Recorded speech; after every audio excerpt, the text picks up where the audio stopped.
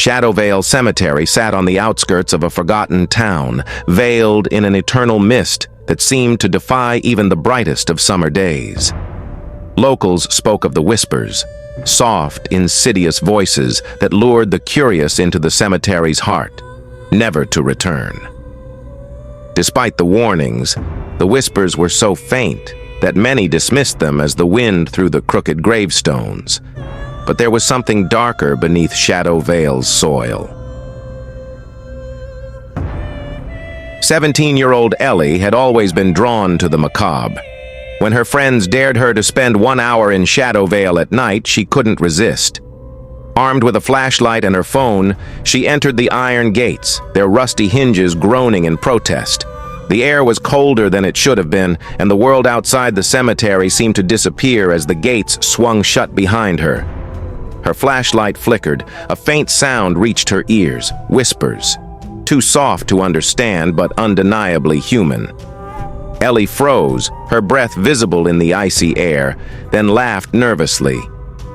"It's just the wind," she muttered. But as she ventured deeper, the whispers grew louder, shifting in tone from curious to pleading.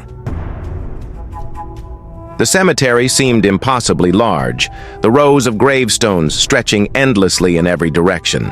Some stones were cracked and worn, their inscriptions lost to time, while others appeared disturbingly new. Ellie felt as though unseen eyes were following her every step. Then she saw it. A single grave set apart from the others, marked with a crumbling black headstone. Carved into the stone were the words, "Speak not the name of the damned." The whispers crescendoed, a dozen voices merging into one, a harsh rasp that seemed to crawl into her skull. "Leave," it warned. But Ellie couldn't turn away.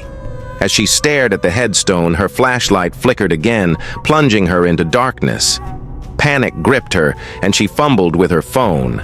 The screen lit up, casting eerie shadows that seemed to shift and writhe. That's when she saw them. Figures standing just at the edge of the light. They were translucent, their faces featureless but filled with malice.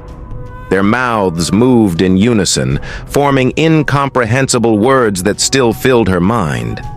The whispers weren't carried by the air. They were inside her.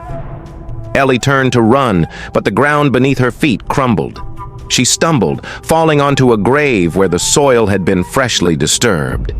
The earth felt alive, as if something beneath was trying to claw its way out.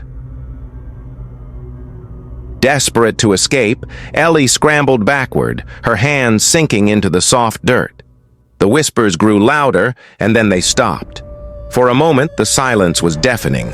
A voice, clear and cold, spoke from behind her. "You shouldn't have come." Ellie turned slowly. A man stood there, or what was left of one. His eyes were hollow sockets, and his skeletal hand pointed to the headstone she had just touched. "Speak not the name," he hissed, "for it binds us all." Ellie tried to scream, but no sound came out.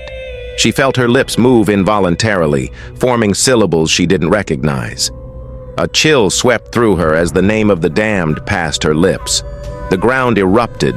Black tendrils of mist poured out, wrapping around her legs, pulling her toward the grave. The whispers returned, now a cacophony of screams, and the ghostly figures closed in.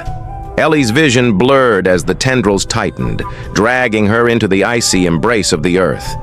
Her last thought was of the warning on the headstone. Too late. The next morning, Ellie's friends returned to the cemetery gates, laughing nervously and calling her name. But the cemetery was silent, the air unnaturally still. On the edge of the cemetery, they found her flashlight and phone, both dead. Nearby, the black headstone gleamed as if newly polished. The warning was gone. Instead, it read, "Ellie Martin, beloved daughter and friend, speak not her name." And from the depths of Shadowvale, the whispers began anew.